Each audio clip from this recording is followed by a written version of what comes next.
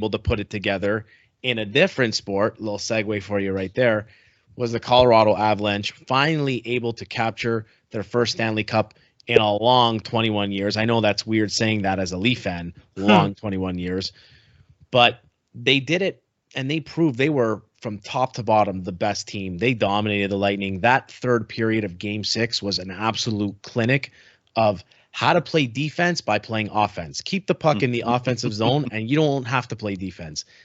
The NHL is a copycat league, and I hope a lot of teams look at Colorado and try and mimic that, because it'll be exciting for the game. That speed, that skill, all their defensemen, most of them anyways, can move the puck.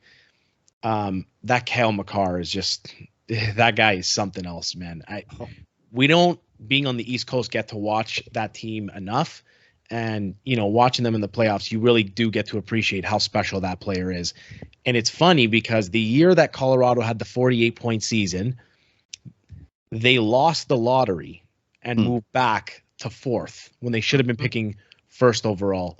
And they still ended up with the best player in the draft. I guess karma, that's the way it is, right? That's the way it works. Now, let's talk a little bit about Colorado. They're in a little bit of a sticky situation because, like most contenders, they're up against the cap. They're probably going to lose some guys. Kadri, I don't see any way that they'll be able to afford him, especially after the year he just had. Some of their good depth pieces, Nikushkin, Burakovsky, could be on their way out as well. If they do lose some of these guys, how close would you say are the Leafs at being at that level? I guess the small comparison you do have is the Leafs probably should have beaten the Lightning. We say that, should have had it done in 6. Colorado did beat them in 6 and got the job done. But how close do you think the Maple Leafs are of Colorado and some of the other contending teams in the league? Oh boy. I think, Colorado, I'll admit when I'm wrong, I'm wrong. I honestly didn't think Colorado was going to win. I thought they were going to get upset at some point. I even thought St. Louis was going to upset them, to be quite honest with you. I didn't believe in Kemper. I never did. And someone's going to pay him a lot of money to see if he can replicate what he did last year. And he didn't do much. He was injured. They won in spite of him. Correct. He was this year's answer to Anthony Niemi. Yeah. Fair. Like they would have won with Frank Kuz. That's my honest opinion. And you know what the funny thing is? If the Olympics started tomorrow, he's probably the Canada starting goalie. That ain't saying a lot for Canadian goaltending at the moment. Right? But anyways, credit to him because he's going to get paid. But if we're going to make that comparison, I think Colorado did what I didn't think they could do. Colorado was able to change the style they needed to play against Tampa. They used their speed. They were incredible on the power play. But they used their depth in ways the Leafs didn't or don't know how to do. Colorado had a good mix of guys who not only played defensive and blocked shots and did all the little things to win, they pitched in with scoring. And we're not talking like they would score the 6th goal of a 7-2 win. We're talking game-winning goals. Cogliano had game winners. Darren Helm had 2 game winners. Logan O'Connor, JT Compher, Alex Newhook.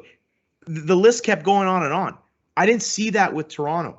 Mikheyev, as much as I love them, Mikheyev didn't do it. Engvall didn't do it when it mattered. And we talked about this. They had the Leafs' depth didn't come through when they needed it most. Colorado's did. The big guys were the big guys. Makar did his thing. Rantanen was there. McKinnon. They all did their part being their top end guys. But they had the depth from that 3rd line and 4th line to pitch in as well. Colorado's decor, unbelievable. Right from 1 to 6. Look at that decor, how they played. Makar, Devin Tays might be the best pairing in the league right now. All right. So Makar and Tays. Then you had Josh Manson and Eric Johnson, Jack Johnson. Gerard was hurt. Mm-hmm. That's another guy you could add to that back end. It was incredible. I hate to say it, Joe, but you want to take it from the first round, that's fine. But the fourth round, the first round are two totally different things. Something the Leafs not even close to ever experiencing at this point. They are further away than I thought, to be quite honest with you. They need to add those elements, although Colorado did it at the trade deadline, that culture, that balance of speed and skill with the depth and the, take a word from Brian Burke, truculence and petulance and all of that. It's not there right now. You don't have guys willing to do the little things to win. It's just not there. So they're not as close as I thought. My opinion, anyways. I think everybody's really far from Colorado. I think that was my takeaway, is that they, Frankie, you used depth. Like, it was like wave after wave. And to be honest with you, Colorado's decor is fantastic offensively. Defensively, I don't think they're very good. And in fact, in zone, I thought they weren't defensively good at all. But when they were never in their zone. They didn't need to be, yeah. They didn't have to be. And you talk about like Devin Tays. Devin Tays is a great offensive defenseman. He's not really a great. They didn't really have, but they just carried play so much. And I got two names for you guys that, I mean, if you're anybody else in the league, you got to sit back and say we're in trouble. We grew up on Steve Yzerman and Joe Sakic playing. They're going to be just nightmares as executives. You saw what Yzerman did in Tampa. You now see what what Sakic has done in Colorado. These guys are smart hockey minds. They were great on the ice. They're proving that they're just as good off the ice, to see what they have built in the last. I mean, Colorado, that 48-point season, they had McKinnon, who was a really good player.